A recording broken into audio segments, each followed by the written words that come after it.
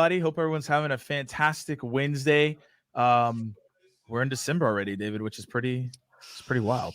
Nuts. Yeah, this year has flown by. I don't know how your year's been, Morgan, but this has been very, very crazy year, right? After lockdowns and everything else.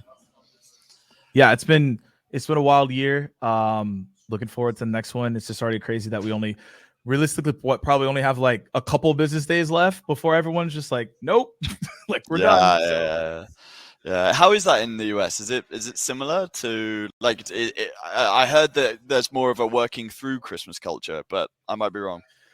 So typically, it is a working through Christmas culture. Like everyone does it differently. Like personally, like I take the time off to like spend time with family, etc.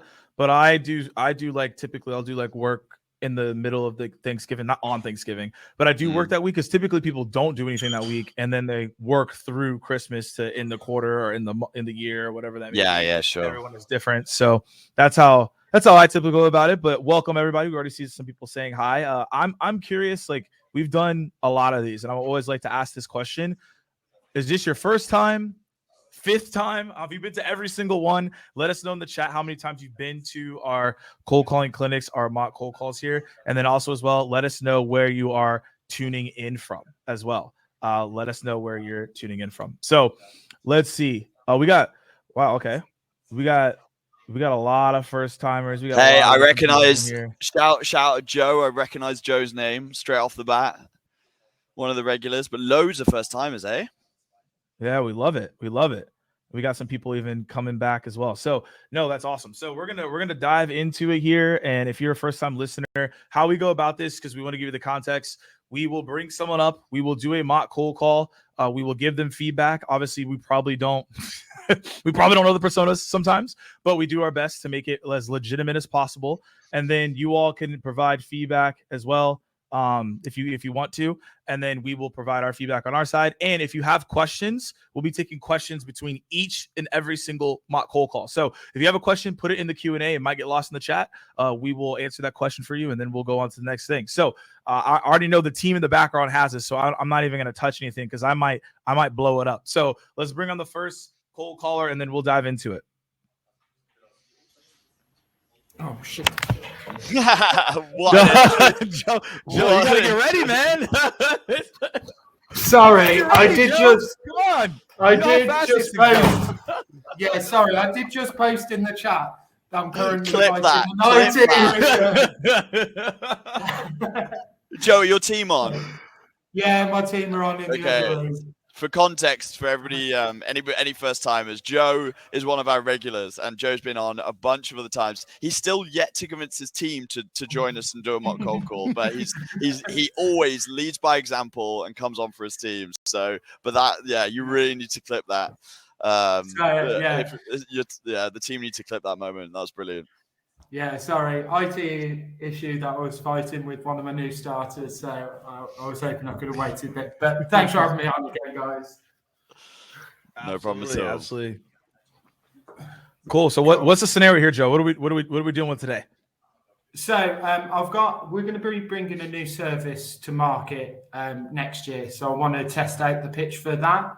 Ideally, I'd like to pitch directly to Dave and almost in your real persona. I know it's not going to be quite exactly your responsibility, but I'm hoping you're going to have enough context around it that we can have a good little test here. Okay, what a prospecting tactic! Come on someone's webinar to pitch them. That's brilliant.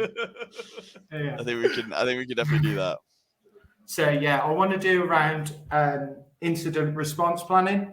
And tabletop exercises. So what you do if you are hacked, or those policies and procedures, because I know you're obviously ISO compliant, etc. And a lot of insurance companies are pushing it towards businesses like you. So we're getting a load of warm engagement around it. So I'm seeing if we can also prospect cold people doing that as well. Okay, so you're really testing me. You're about to test me on the internal policies of Cognism and how they work. Yeah. I really hope my legal team isn't watching this, or the security team. You don't need to disclose anything obviously sensitive, but let's see if this can be work from a I cold love calling this. perspective. All right, should we do it? Should we dive straight in, or what's the sick? Awesome. Yeah. All right. Cool. Ring ring. Hello, Dave speaking. Hi, Dave. It's Joe from Avalion. How you doing today? I'm not too bad, Joe. How are you? Yeah, I'm doing all right. Fighting some fires internally, but nothing new there really. Yeah, Dave. Thanks for picking up the phone. I know we've spoken a few times about pen testing and ISO and things like that, and I know how seriously you guys take your security. And the reason I was contacting you today is we've been supporting a lot of similar tech companies who've got a tremendous amount of risk exposure with their incident response planning and posture. Is that something we can have a little chat about today? Sure. I'm like in a bit of a rush, but I can always talk for 30 seconds. No, appreciate you giving me a little bit of time. Dave, we've been having a huge amount of engagement in this area. We've got the former CIO of the British Army leading on this. So obviously he's got huge knowledge in terms of how to respond when you've had an incident, whether that be, a ransomware or a data breach or whatever it is. And the reason I contacted you guys, I know you're ISO 27001 compliant and you've got huge requirements there. And we're seeing a lot of similar companies are getting drive from their insurance companies to make sure they're actually testing their incident response plan. Have you been through an exercise previously? So from my end, there's been a couple of occasions where I think our security team has, sent some false phishing type emails and things like that to test the team in that respect, but nothing past that from memory. Okay, so you haven't done like a tabletop exercise where you've got all the key stakeholders on, where you look at, okay, guys, we've had a ransomware account attack. What do we do in terms of handling that breach initially? How do we handle that from a PR perspective? How, Nothing like that. No problem. But do you actually have the policies and procedures and a playbook in terms of how to handle all those sort of things? Yes. We certainly have a bunch of policies. I can't say I know them word for word, but it's all contained in a central storage system. That's great. Everybody can access. Yeah, I'm sure it's not something that you know off the top of the head, because really you don't want to be digging out those exercises unless those policies, unless there is a fire. And what I think the best thing, I'd like to set up a further call for us to discuss is really testing the robustness of those, making sure that they are fit for purpose, that everyone within your organization understands their responsibilities and how they can contribute, and how they need to handle that situation. I think it would be a really good thing from you guys internally, because you take your security point so seriously. But also you'll get the added benefit if you'll be able to demonstrate that to your insurers and your client base, that you've not only got policies and procedures and a playbook in hand, but you're actually testing that to make sure it is fit for purpose and you're really able to respond in the worst case scenario. Yeah, sure. I'm not sure how much of a priority this is. I don't think, to my knowledge, we haven't had a ransomware attack or anything like that, and I'm not sure how common they are. Yeah, I can understand why it's not at the top of your priority list at the minute, and with most customers, it's not until the worst case comes around. And I don't want to focus on a FUD approach, but if you don't test them beforehand and then the worst does suddenly happen, giving me a call after the situation isn't going to give you much help. It's much better that you're prepared going into that situation and hopefully it never occurs, than giving us a call after that horse has already bolted. Sure. Yeah, I think that's fair. Yeah. So I've got, I really want to bring Marcus on to this call as well, because so much of this engagement, and it will really help, if we do take things further forward, the experience he's got and how he's able to engage everyone and get the most out of these sessions. So I want to bring him on. I've got a few slots available over the next week. We can do Tuesday morning, we can do Wednesday afternoon, or we can do Friday morning. Are you available at any of those times? Yeah, Tuesday morning. Tuesday morning works. Okay, great. What I'll do is I'll ping you a Teams invite across for 10 o'clock. I'll send you a bit of pre-reading as well as Marcus's bio, and then we'll have a more in-depth chat on Tuesday morning. Awesome. Sounds great. Thanks so much, Joe. Cheers, Dave. Awesome. That was great. Great job. Really great job. Good job. I'm sure everybody who's watching is also giving you a round of applause as well, Joe. Hopefully your team in the team is as well. I think Morgan's probably definitely going to kick off on the feedback, but as much as like we want to give feedback, I think it'd be great in the chat if people could give their feedback. I'm sure Joe would really appreciate that as well. Yeah, and you can be as brutal as you want with me. That's the whole point of us doing this. I can make the mistakes in front of tens of people online rather than the customers that actually matter. Awesome. Well, good to see you back again, Joe. And so this is something that you do really well, but also as a suggestion. So in the middle of the call, you were talking about the CIO of, I think it was England or something of that nature. I think that you said there. And I think that is something that you could lead the call with versus till later. So like that to me was like sounded like a lot of information or key information that like if I'm in the same role as what you're calling, I'm like, oh, that's interesting. If the CIO of X is doing that, maybe I should pay attention. And so I think leading with that being like, hey, I'm, Joe from whatever, just real quick, just wanted to tell you something I learned from the CIO of X that I just talked to. Is this something that you're currently looking to address? I think that like sparks attention faster and it gets to the point, because when I heard that, I was like, okay, that's interesting. If that person's intrigued, I need to be, I can get more engaged and lean into the conversation. So I would say that as well. I think what you did really good is you have a continuous pace of follow-up questions. I think maybe some of y'all picked that up, but he gets to the questions and he has really good pieces there. I think that's really good. And also as well, the breach, I think you handled that well. I think, anytime someone's like, well, I haven't had a breach yet, you obviously can flip it around and be like, hey, like, so what happens if that doesn't happen, right? Asking some follow-up questions. I think you did good there. So really my whole thing was that you can get to relevancy and get to something that sparks their interest faster. And I think that call would have been condensed and you would have scheduled the meeting faster. I think that's like the main piece that I'm getting to, because I felt like you had a lot of the information that was good later. And then earlier on, you were kind of like, okay, let's get to it. I think you could bring that up further and close the call faster. Okay, cool. Really appreciate that, Morgan. You're welcome. Yeah, so from my perspective, Joe, you do a great job. You're such a natural conversationalist, and I agree with Morgan. One thing you do really well is you keep the conversation flowing and really nicely by always finishing whatever you're saying with a question, which is really good. There's been a couple of comments in the comment bit. I've just been reading them, and I think I do think so. I think making it a bit shorter is going to be important, a bit more punchy. I agree with the comments there. Specifically, the reason I gave you the objection of it's not a priority is because the one thing that I was thinking is at the start of the call, the way you were creating urgency was by saying, I know your company see this as important. But from my perspective, because I'm one individual, that, and I know you wouldn't necessarily be calling my persona, and maybe you'd be calling a CEO where it is naturally more important for them. But I think focusing on like why it's going to be so important for that individual now and creating that urgency at the start of your pitch is going to be really important. So perhaps, you mentioned insurance. It's actually interesting.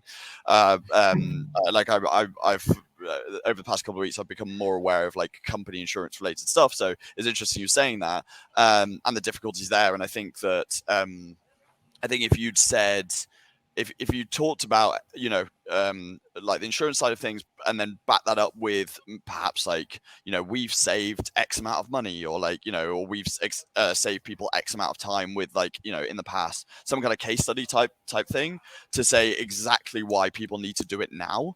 That's what I'd be thinking about in terms of like any changes. Overall, great. Just I think it's like, okay, what's the immediate, why does this individual need to come and speak to me right now? Like that's what you need need to be more focused on at the start of the pitch, in my opinion. Yeah, and that's something I honestly am struggling a bit with. This is I can't demonstrate a return on investment or even a time improvement in process. It's actually making sure that when you're hacked, you can actually deal with it. What going through this process is, because most people have done these just to tick a box and they're really not fit for purpose, and then they go for an exercise and it's absolutely useless. And if they were breached, then they're in trouble. You're selling more prevention and risk than anything. You're selling them like what is going to happen if they do not do this. So if they don't do it, they could lose millions in dollars. So it's not more so like the ROI of what happens if you get this in there as an advantage. It's no, you're actually selling prevention and risk. So it's like, if you don't do this, this is what will happen. It's like insurance, right? Like you could not get it, but when something bad happens, like it's not going to be a good day for you. So that's like the angle that you need to be thinking about, is prevention and risk rather than ROI of you'll get advantage of X. Yeah.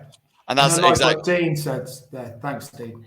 Yeah, I was just going to say, like, we do something very similar. Oh, there's one angle that we have for pitching Cognism, which is, we boast about how we're GDPR compliant, or we are the compliant tool, and we have a bunch of articles. To be honest, if we think it's appropriate, it's obviously you've got to be careful about like fear mongering, but like if we think it's appropriate, we will send articles that show like how bad it could be if you don't have the right data tool. So yeah, definitely just to support what Morgan said there. But overall, yeah, really great job. Like it's just about I think just you need to create more urgency at the start. Okay, perfect. Really appreciate your time again, lads.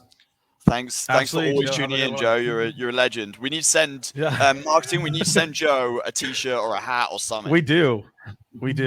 Shout out to Joe. Cheers, guys. All right, let's get I see Michelle in the chat before we get the next person up here for the cold call. If anyone has any questions, now is the time to ask them before we go to the next person. But I see Michelle's comment here. I think this is a question. It's something we could talk about. What should we say if it should be a priority for the business, but they're not treating it as such? David, what are you telling your team when this happens? What do I okay. So the key, I think we've spoken about this already, but like it's our job as salespeople to make it a priority. That's just us doing our job, and there's obviously a bunch of different ways that you can do it. The key thing is when you're cold calling, I think what you want to focus on is understanding pains, challenges, and goals of the business that they have today. And sometimes it's about presenting a potential pain, a potential challenge, or potential goal, and basically seeing if they can confirm or deny whether that happens. I find that, especially in the world of SDRing or cold calling, I think a lot of people just tend to go on these calls and just product feature dump. I'm really about kind of understanding, we kind of give the process that we have at Cognism is we give a tiny bit of context, and then literally 10 seconds of context to our product, and then we're immediately starting to talk very openly about their experience, what they're focused on right now, and we call them the PCGs, the pains, challenges, and goals. That's what we're really focused on. What are the pains, challenges, and goals that they have today, and then it's aligning how your product or service can help that. So I think it's just sales 101. If they come back to you and say it's not a priority, I think Joe did a really great job of kind of like turning around. But I would always suggest, the first thing to say is, okay, do you mind me asking why it's not a priority for you right now, and then working from there and getting contact from there. It's a difficult one, but the key thing is like being so focused on those pains, challenges, and goals when speaking to your prospect. Morgan, I don't know whether you have any other thoughts. Yeah, I agree with you, and also it's very situational, right? Things that we think that should be priorities for our buyers typically might not be the actual case, right? There sometimes could be outliers, and there could be other things going on that we don't know about. So the thing that you can look at here is similar to what Joe did, but you can also expand, is like label. You want to label, uncover, and define.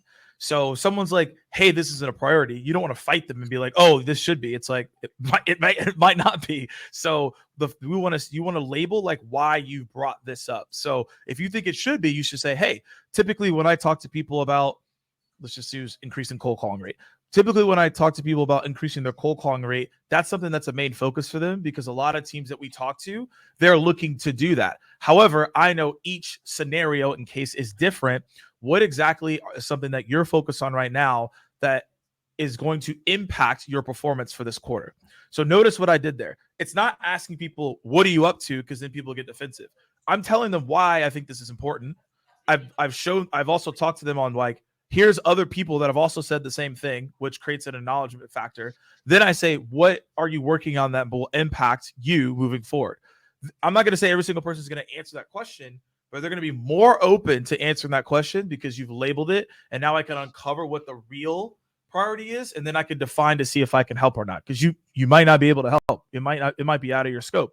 So that's the way that you handle if something you think something should be a priority, but you have to figure out like what it actually is. Because what we think something is a priority, we don't know until we ask questions and uncover it. It's just our hypothesis on what we've talked to before.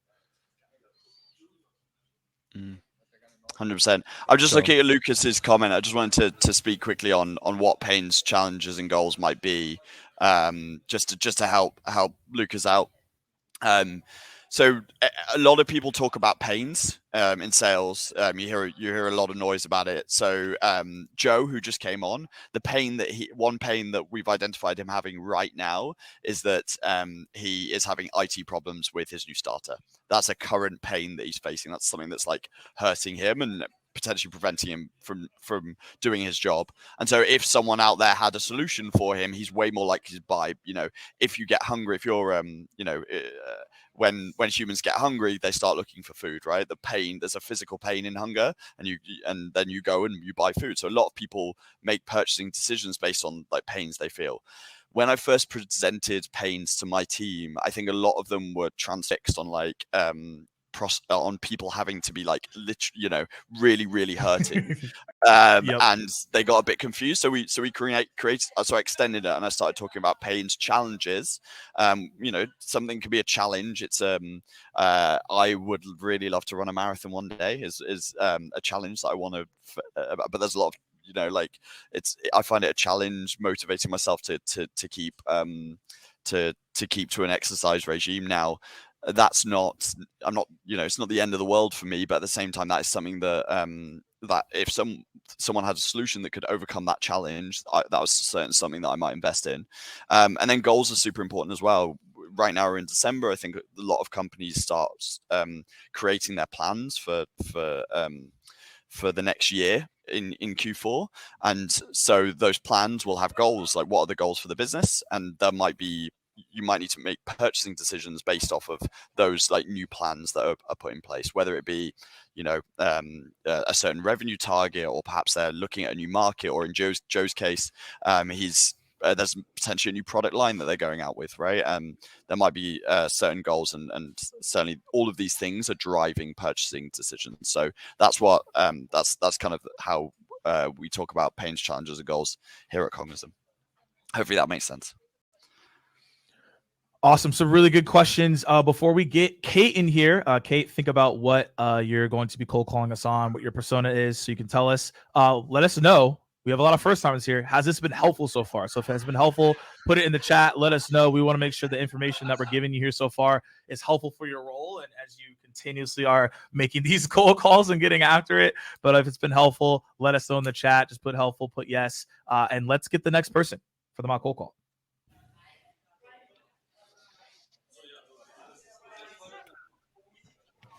Hi guys, can you hear me all right? Hey. Yeah, how's it going? How are you doing? Doing Very good, well. doing good. How about yourself? Yeah, pretty good, thanks. I just thought I wanted to come on here mainly because I've been trying out a new pitch at the moment, because obviously the most of the fob-ups I'm getting is speak after Christmas. It's like a broken record right now. So I'm sort of trying to preempt that fob-off in my pitch. And essentially, I'm sure, David, you probably use Spendesk, it's company I work for, at Cognism. So basically who I'm reaching out to, it's normally finance personas. So it'd be great to kind of try out maybe prospecting a CFO to try and chat about their finance processes, namely in the realms of expense management. So like company cards, budgets, reporting, to feature dump at you, which I'm not going to do in my pitch, don't worry. So yeah, do you want any more information, or are we sort of good to get things going? Sounds great. Morgan, you taking this one? CFO Morgan. Yeah. Hey, let me hold it down. All right. Whenever you're ready, you can ring. Cool, perfect. All right, ring ring. Hello? Hi, am I through to Morgan? Yeah, this is him. Oh, hi, it's Kato calling from Spendesk. I'm not sure if Spendesk rings any bells to yourself. No, not at all. No, that's fine. No worries at all. Bit of context: we're a fintech based in Shoreditch, London. Essentially, reaching out as working with a lot of fast-growing startups, particularly finance teams. Appreciate I've called you out of the blue, probably mid-coffee break. I'm just wondering, do you have 30 seconds just for me to give a little bit more context as why I'm specifically reaching out to you, Morgan? Sure, but only 30 seconds, and then I gotta go to a meeting. No worries, we'll keep it brief. The reason for my call here today is that I'm having conversations with a lot of finance leaders, given the time we're in right now economically, and they're looking, going into the new year to maintain efficiency they currently have in their process, but also streamline a couple of areas that could be made a little bit more efficient. Now, Morgan, like conversations say I've been having with CFO We Are Social is that the fact that they're completing far too many manual, inefficient tasks at month end. These include chasing for receipts, reconciling card spends, processing invoices, when really they want their finance team to spend their time on more value-added tasks like forecasting. And the second challenge I'm hearing, Morgan, might be more relevant to yourself from the strategic side of things, is the fact that they have a lack of real-time oversight over spends. A challenge of this is that it means that sometimes a lack of delay when it comes to making these informed financial decisions. Now, I've probably taken 40 seconds of your time. Apologies for that. But I'm just wondering, out of what I mentioned today, so what resonates with you the most, Morgan? I mean, I feel like, receipts. I don't think anyone likes chasing those down from a strategy standpoint. It's bottlenecks a lot of the procedures that we have. Okay, tell me more about that. Like, it may sound like a really silly question, but why is it that chasing for receipts is a bit of a challenge for you right now? Yeah, so we have a good amount of processing that we need to do towards the end of the quarter, in a month for sure, but in a quarter. And when we're looking to do expenses and reimbursements and things of that nature, it's hard to chase those down. So we don't have like the allocation of expenses we need to hand out. And that's really hard to do that when you don't have things in order. Oh yeah, tell me about it. I think just reiterating conversations I'm having right now, just to understand it correctly, it's more, the reconciliation side of things and sort of reimbursing out of pocket, just taking too much time out of your hands when I'm sure you'd rather be spending on other things, right? I guess the time that you're spending tasting for receipts, if you get that time back, sort of what would you better spend that time on? Probably on the strategic things that I need to do for sure. But look, like I said, I have to run into a meeting so I can get a couple things in order here. Sounds somewhat interesting. If you want to see me in an email, that would be best. Yeah, no, I'm more than happy to send you an email. I know what it's like. I get it all the time. It's the way to get salespeople off the phone, rather than chatting to them. I completely appreciate going to a meeting. How about this? I guess if I could tell you that you could get 98% of your receipts in on time, meaning so you don't have to spend, time chasing for these, so you can better focus that time on your strategic tasks. Would it be the worst idea to pencil some time later this afternoon to pick up where we left off? Got my calendar open now. Does 2 p.m. work? You said 98. Is that consistent for people within my space? Yeah, I'm more than happy to. I guess if you could get 90% of your receipts in on time, sort of, how would that impact your finance team? Not just yourself, but maybe your finance team. I'm sure they're probably doing. Yeah, it would. Yeah, it would. But is that consistent across the board? Is it 98% every single time? Like, is there any case studies you can tell me about? Maybe companies in my space that do something similar?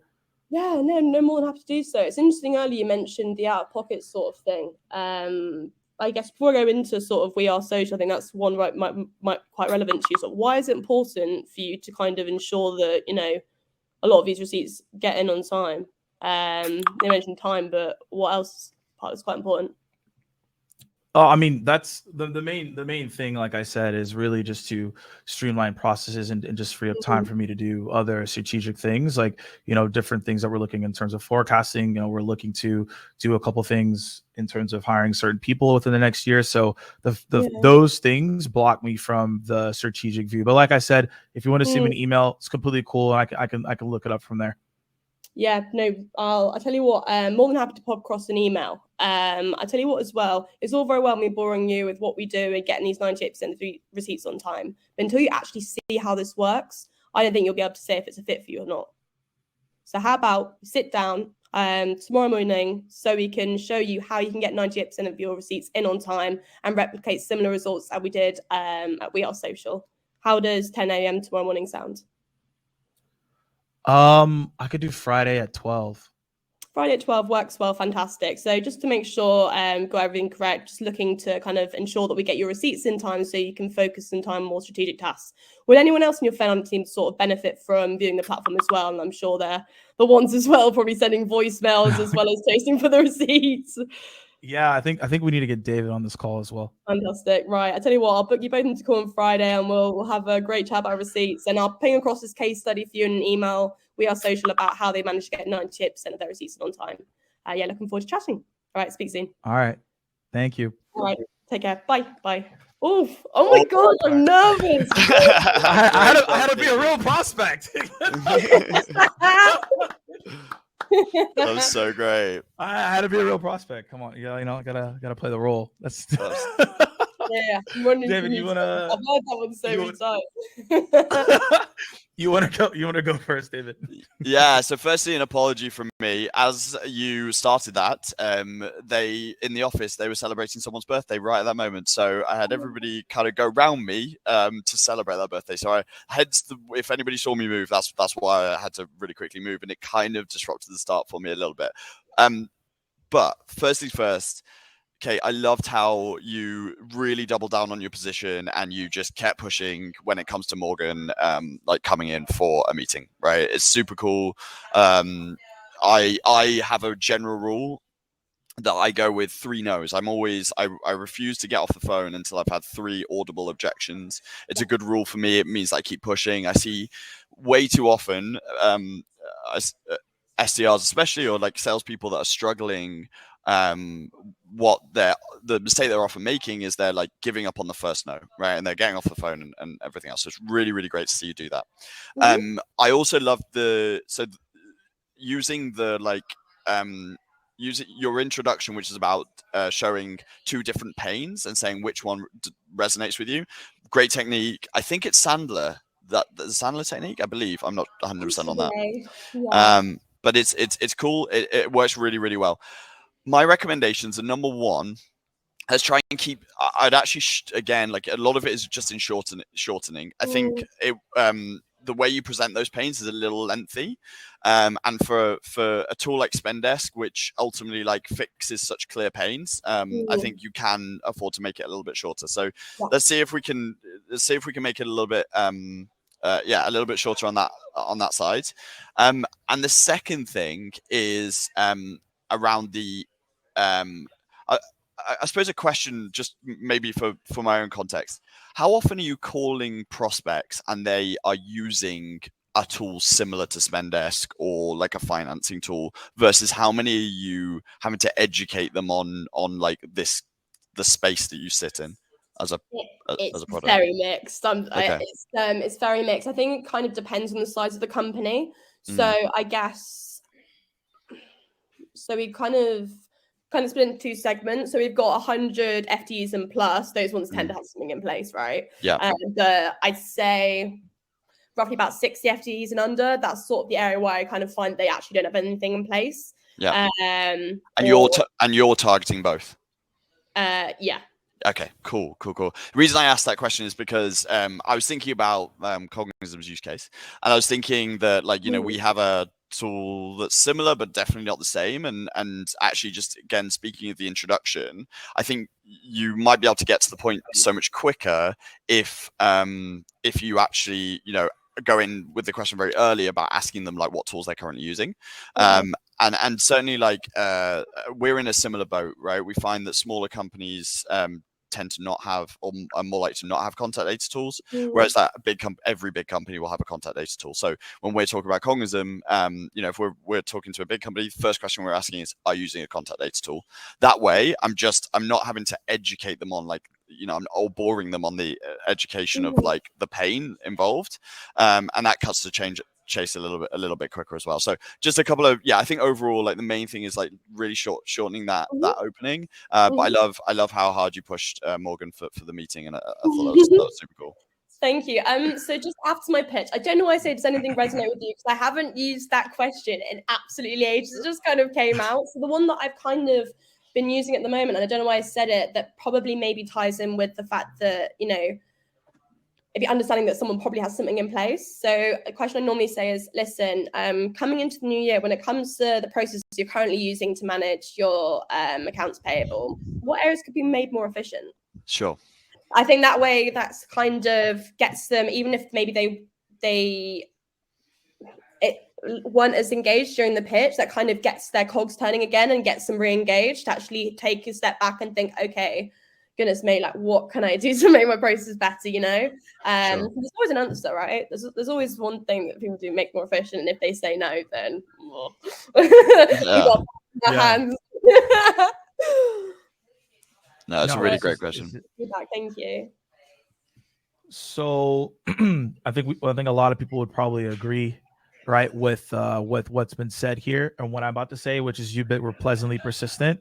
So obviously I purposely was like saying certain things to see how you would react, but you kept going in a way that wasn't like, but you're like, okay, like I'm going to ask a question or I'm going to say this. So I always appreciate that. And everyone should also pay attention to that as well. Like that's a really big piece. Another thing that I wrote down here is you said like, tell me more, which is, I think a lot of people, maybe if they don't know where direction to go, or they're like, I don't really know how to navigate this, asking someone, hey, tell me more, could you elaborate, is always going to help you moving forward, right? Yeah. So that's always a good thing to have as well. I like how you lock down the time. David mentioned a couple things that I was going to say, but one thing that you had, I call it the long pitch. So you probably went for like 45 to 50 seconds. Yeah. And the thing is that like we ran this as a practice, but the call would have ended when you said the second challenge. I would have hung up the phone. Okay. At that point, because you've just said a whole lot, and I said and the thing that you did is you limited yourself because you said, "Do you have 30 seconds to chat?" And I didn't say anything yet. I didn't say like, "Hey, like." I have like I just would have just gone into it. So you're like, hey, do you have 30 seconds? Like I didn't really say anything just yet to make you ask that question. Because once you say you have 30 seconds, now subconsciously I'm gonna be like, okay, you gotta be quick and just go. So like when I said, hey, that company doesn't ring a bell, like go ahead and just pitch what you were gonna pitch me. So you like explain what the company was, and then you were like, let me go into the pitch of what we do. If someone's like, hey, the company name doesn't ring a bell, hey, quick snippet, and then you go into the value prop to save yourself time, because now you've elongated to the point of why you called in the first place, when you could have taken what you were saying anyways, condensed that, and gotten to the point faster. So those are just a couple of things there, and I think everyone's saying long, but the thing is, you could have brought in that and condensed, and you were asking, hey, 30 seconds, and then the long pitch, then the second challenge. I'd pick like one thing and then go from there. So typically when I coach people, I call it like a dart. So it's like, hey, like I'm going to throw one thing at you and see if it resonates. Now, it might not, but then I go from there, right? And then I move there. But I like the ending question that you had, because it really allows for the engagement there, like efficiency piece. I think that's spot on. Yeah. And then the last thing I said was like the 98%. So the reason I challenge you on that is like you have to be careful about throwing stats out like that, because 98% could mean differently for any organization. Like if you look like 98% could be like a small, not a small thing, but it could be like a small pivot that could go from like 10 to whatever versus like a 20,000 to X, right? So it's like the 98% can be, the data can be misconstrued. So you have to be careful when you say that. You have to be like, okay, like industry wise, how do I say that stat so it correlates? But that was like my suggestions. That was my feedback there. I think overall you did a great job being persistent and then keeping confident to continuously go down the route that you were going. No, really appreciate that feedback. Just a question on the asking for 30 seconds, just because I'm kind of getting a bit of I'm a bit two minds about this, just because obviously you're calling someone out of the blue, and obviously from asking for the 30 seconds, it's almost asking like you've got pre-approved contract in place. Do you know what I mean? That like you've got that time to pitch and you're preempting that this is going to be a sales call, etc. how, what am I trying to ask? Almost, how in your introduction would you sort of preempt that this is a sales call whilst sort of making the most time that you have in the first 30 seconds, right? Because unless you keep them engaged with it and they're accepting that it's a sales call, then it could go massively down south. So yeah, how do you sort of preempt that it's a sales call whilst keeping someone engaged and making sure it's really personalized to the person?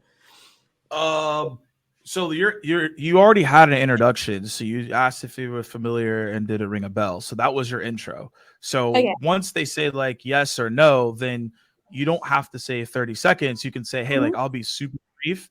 And then you lead into something that is a peaking, like a interest question.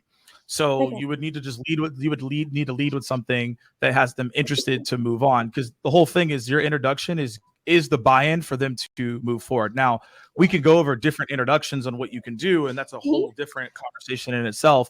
But your introduction should be what gets them to be like, okay, I want to hear more. I do permission-based openers. Everyone has different ways of doing it. The whole goal, though, is your introduction should get them to be like, okay, I'm not familiar with you. And that then allows you to be like, let's talk. You don't want to bring up 30 seconds until they're like, I don't want to talk to you, or like, I'm not interested. Then you can use the 30 seconds to then talk a little bit more. But I don't bring up the 30 seconds as like, hey, you only have 30 seconds. I only bring it up when they're like, no, or like they say not interested and I haven't even said anything yet. Then I'll use the 30 seconds to give myself more time to actually pitch them. But to Jamie's point, if someone picks up the phone, they have more than 30 seconds. No, I've never met a single person that's picked up the phone and they're like, I have 2 seconds to talk. You wouldn't have picked up the phone. You just would have like let it go voicemail, or you would have texted them. So you have time. So I just go with the intro that allows me to have that time. That's different for each person. And then once I can identify that, then I can go into a question or a value prop, or maybe I found something on the website that will get them intrigued to want to talk to me. So those are just different ways of going about it. I don't have like an exact answer because everyone's style and approach is different. But if you're thinking of it as a framework, it's what is my intro? And then what is something I can do to hook them in? That's the way you have to think about it. Yeah. Path. Yeah. Thank you. No, really appreciate that. Thank you. Awesome. Kate, thank you so much for being so brave and sharing. Thank you, Kate. Sharing your pitch. No You did a great job. The feedback. Cheers. Okay, do we have time for? Can we do one more? I mean, it's gonna have to be quick. Have we got any really quick questions as well? I'm seeing like I think I saw one a second ago. Maybe in marketing, I've got any questions in the chat. Oh, we had both. We got both at the same time. Looks like we're preferring Sam. So no pressure, then. All right. All right, Sam, we only got a couple minutes left here, so give us the quick rundown. You're gonna call David, listen, we can get right into it. Yeah, so David, you're a chief people officer, probably about 200 headcount business. We can go. Okay. Have you got any context on your product at all, or is it? Yeah, so it's around people performance and development, essentially. Okay. All right. Cool. Let's do it. Birthday party's really kicking off.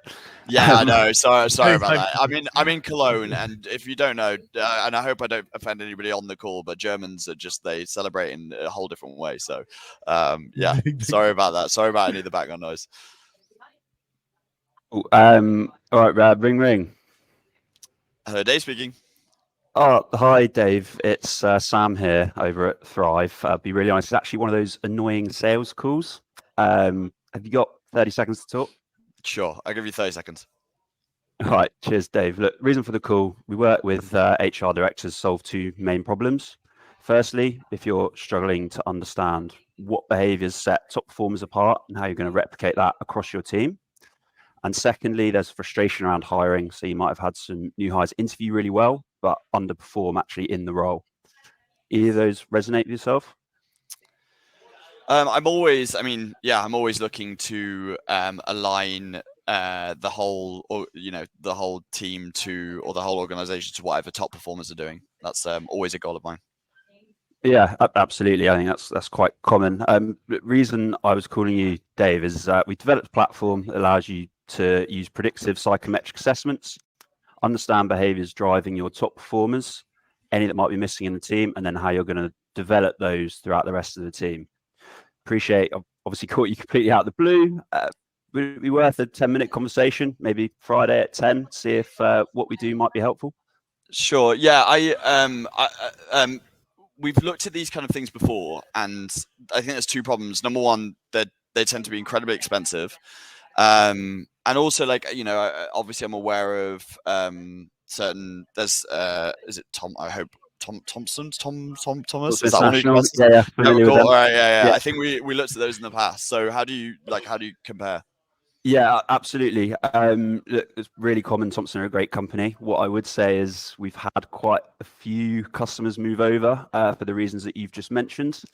They can be quite expensive and also quite clunky and difficult to use. I don't know if that was something that you'd found. Look, appreciate maybe it is too expensive, and if it is, after the 10 minutes, we can just leave it there. But if not, might be worth a chat. Okay, just are you like a platform, or are you or is it more of the actual testing itself? Yeah, so it's a completely self-service platform. Okay. Yeah, I think at this stage, like, could you just send me over an email? And like, it's something that I can review. We're finishing for the year, and I suppose I'm not looking to kind of take on too much right now. Yeah, Dave, absolutely. Happy to send an email.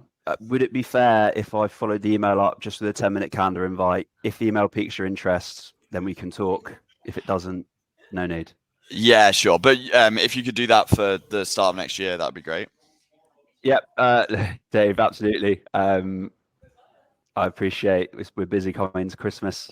I don't know if it'd be worth, if you do have 10 minutes, getting ahead of it this side of Christmas. Then if it's not something that you do want to talk about, it doesn't matter. It's off your plate for January. Okay. All right. I'll let you have this one. Yeah, let's do next week. All right. Cheers, Dave. Awesome. Cool. Great job, Sam. Really, really great job. Again, I think Morgan's probably going to give his feedback, or I hope he's going to give his feedback straight away. But it'd be really great if we could get some feedback in the chat from everybody that's tuning in. But really, really great job, Sam. Morgan? It's just Dave. Yeah, so let's dive into this. So Sam, you did a great job with tone and being concise. That's a really big piece as well. Hopefully everyone paid attention to that. Like, the cold calling is about the confidence, how you convey your tone, how concise you are, and how you deliver it as well. So you did a great job of that. And I liked how you were able to handle those objection handling at the end. I mean, we're seeing another pitch perfect example of pleasantly persistent. So I thought that was key as well. I don't actually have a whole lot of stuff. Like, you got the meeting, you got concisely to where you need to go. You explain the priorities and the obstacles and things of that nature. So I don't really have a whole lot on that. This is just a suggestion that, let's say if you did not get that meeting and he still pushed you off, this is something that everyone can use, but I found it to be really helpful. So when you send someone an email, we know that's going into the abyss, right? Like, the chances of them responding is going to be pretty low. So one thing that I've actually realized that is really helpful is I will ask the prospect, hey, I can send you an email. However, most likely it's going to get lost in the sea of noise of emails that you get on a day-to-day basis. So I'm not an annoying sales rep. What's the agreed subject line we can both have so that you can view this email? So what I do is I get the prospect to agree to a subject line. So that allows for me to then get right into what I needed to do. So that's the one additional piece that I would add there. But that's on my side. But David, I don't know what else you have. Overall, you did a really great job. It's honestly, it's really, really good to see. I think so there's to you that I was like, oh, is it a platform? Now, for me, one thing that I train a lot is in buying signals and when to close. And I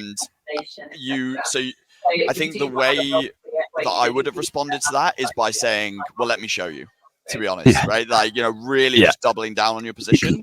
because as soon as your prospect is asking you questions, especially like visual questions or systems questions, like product related questions, you know that they're interested, right? Yeah. And so you can really utilize that to spin it round. The only other thing, the only other thing that I would say is when I said that, you know, we and it was very brief, and I obviously can't remember the name at all. But when I said that we'd maybe looked at a competitor before, and I said it was a bit expensive and stuff, I would have actually asked more questions, because in terms of like why we trialed them, or what prompted you to look at them. And the reason is because going back to what we were talking about earlier about pains, challenges, and goals, that might actually have identified a clear pain related to what you do, right? Like that's happening today. Like I can, you know, I can't actually remember why my company looked at us, but I don't know whether you've contacted our HR team yet, but I know that we looked at one stage. I know we were looking at one stage, and it must have come from somewhere, right? That, like, you know, we made that decision to start looking into psychometric tests. So understanding that bit, like from a sales perspective, if like we as the seller are understanding exactly what like was the straw that broke the camel's back, it's game on from there. Like it should be the easiest thing to pitch in the world. So I would just ask more questions, but overall, like honestly, Sam, you did a really, really, really fantastic job. Awesome. Cheers, guys. Can I ask a quick question? Of course. There's a bit of chat in the comments about the pitch being a little short, maybe a little bit vague. Do you feel that, or what are your thoughts on that? What do you think, Morgan? So I'll tell you what. I'll go first. I'll put you on the spot, Morgan, and I'll go first from a buyer's perspective. So, I don't think it was too short in the context of by saying that. So the one thing about that product is I kind of know the product and I know the value of that product, and I think if you'd extended it, I might have like phased out because I know the value of psychometric testing, and I proved that to you by saying, oh yeah, we've used Tom. I can't remember the name. I'm so bad with Thomas. Before. But if I didn't understand if I didn't give you that and show that I like had used competitors in the past, then yes, it probably would have been too vague, and you probably would want to give more context. But but yeah, overall, I knew the space that you were in, and truthfully, again, like, and this is actually really important for everyone. Like, this is the cold call that's setting up the meeting. So if we over-explain, then we're devaluing the meeting, right? What's the point in a meeting if I'm telling someone absolutely everything on the call? And there's a balance, and there's no perfect answer to this. But I think in this context, because I demonstrated, you know, like if I'm cold calling about Cognism, if anybody mentions one of our competitors or they're using one of our competitors, I'm not going to go on about how we help people connect with their buyers and things like that, right? Like I'm not, you know, they know that, they understand that, and I don't want to bore them in that way. I just want to get them straight in the meeting so they can cross compare.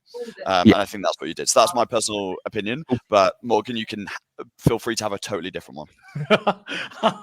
So my opinion on this is it's contextual, right? There's some times where you don't have to provide as much insight because of the experience that they've had previously, but that's a context point. I think you could have added a little bit more there. I actually wrote it down. I was like, maybe you could add a little bit more, but I wanted to touch on some other points. But I think there are things that you could have maybe added a little bit more, but I don't think it's enough where it's like, okay, yeah, you need to rewrite your entire thing, because you could run into an area where you say way too much and then nobody cares, right? So I think one of the things that I always tell people is A/B testing. So I call it like a short pitch and a long pitch. So like your approach was more of like a shorter pitch, right? Kind of vague, gets maybe a little bit people to be more intrigued. But there's also avenues where it's like, hey, you need to add more, and then ends up being a 50-second pitch. So my whole thing with this is you need to keep everything less than 30 seconds, and it needs to hit what the persona cares about, whether it's an obstacle, a priority, goal, whatever. Do you have something that could potentially solve that? And are you asking a question to lead into a conversation? That's how I think about it every single time. So was there somewhat of a vague there? We could say that, but it still led you to where you needed to go. So it's like, okay, you did what you needed to do, but you will only learn what is the right thing for you as you continuously call people. That's always my perfect. Thank you. No problem. Thank you so much, Sam. Cheers, guys. Really helpful. appreciate Thanks. it. Awesome. Thanks. Cheers, Sam. Okay, so I mean, we have about a couple more minutes left, so we could just go through a couple questions, and we will wrap Let's do up. So I saw, quick fire I think I questions, saw a couple people. Yeah, I think marketing had a couple of stuff that they had put up there. So we'll just let them pull up the questions because I think there was one that was pinned that I think we wanted to get to. Okay, opening line for a pitch. I'm assuming like an intro for a cold call. I think that's what we're talking about here. What's your So line, Morgan?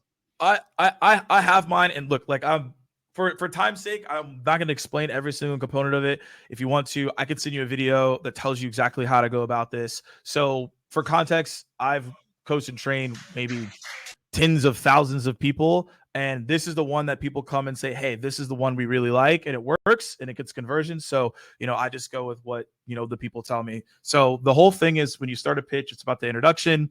I always think about it as in fishing. I don't know, has anyone gone fishing here before? I'm like okay at it. I've gone a couple times, but let us know in the chat if you've gone fishing. There's a point to all this.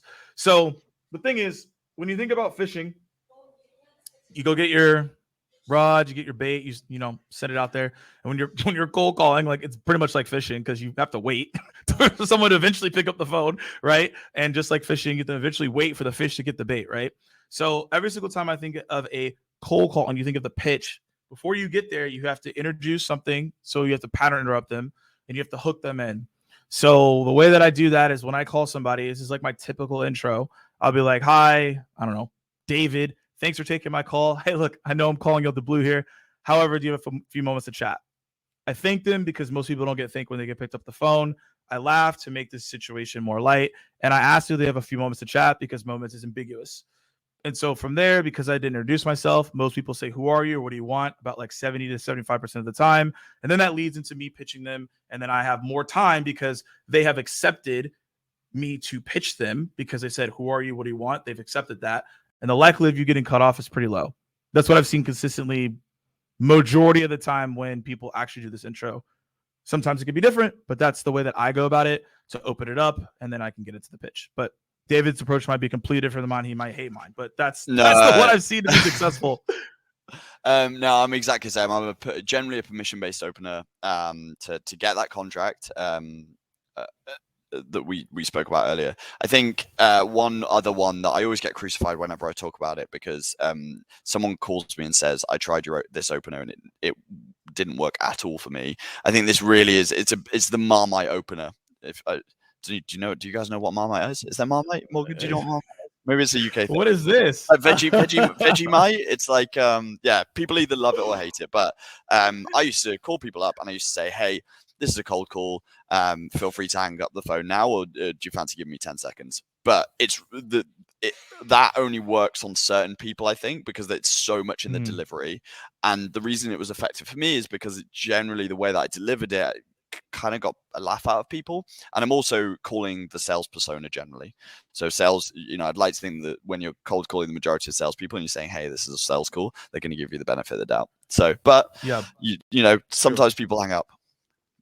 So who knows? Yeah. Give it a try.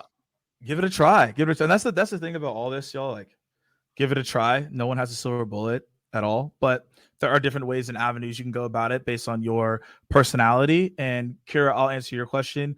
What if they don't give you permission? That is okay with me, because here's the thing. The whole goal of cold calling someone is you're looking to schedule the meeting. Obviously, find the pain point to see if there's a relevancy, but you're calling to schedule a meeting. And the goal is to sell the meeting. You're not selling the product. So if someone says no, that's where the 30 seconds comes into play. So I'll be like, hey, completely understand. I know that you're busy. However, all I'm asking for is 30 seconds of your time. And in that 30 seconds, I'll explain to you what we do here at Cognism. And if it's relevant, we could put time on the calendar. And if not, you can hang up on me. Does that sound fair? Most people don't want to be unfair. They have 30 seconds because they picked up the phone. And then from there, I go into the pitch. And if they agree, I just schedule a meeting. So if they say no, yes, who are you? It really doesn't matter. There's an answer to any of them. And there's an avenue to always schedule a meeting. That's the reason why I do it. Love that. I think it's very rare. I don't know, Kira, whether you, Morgan, maybe you can comment this. It's very rare people say that they don't give you permission. if all you've ever said, or if all you say to them is, "Hey, I'm Dave, calling from Cognism. Do you have 20 seconds for me to just explain the nature of my call?" I've literally never had anybody say, "No, I don't have 20 seconds." But hey, can happen. Cool. Have we got time for any more questions, Morgan, or are we wrapping up? What's the? Oh, we'll do this very last one here. What's the best response for someone who's asking questions but won't commit to a meeting? It feels rude to say I don't have time to get into it with you, which is why I want a meeting. Do you have a better response? All right, I'll go into this one, then we'll wrap with this one. So yeah, you can't be like, hey, your time is up. I don't get paid to answer questions. Like you can't you can't do that, right? So the way that I go about this, and when I was an SDR, even now, I mean, I guess if you're full sales cycle, it's a little bit different. But let's just say it's from an SDR standpoint. I'm like, hey, these are really good questions, and I've been writing these questions down. However, I have someone who is really a specialist in this, and they handle these questions on a day-to-day basis, and they'll be able to get more into the weeds with you. And look, I know I called you out the blue, so I want to make sure I can value your time. So let's set up a time maybe next week when you're prepared for this call, and I can schedule that with you right now. Because next Friday at whatever time work for you.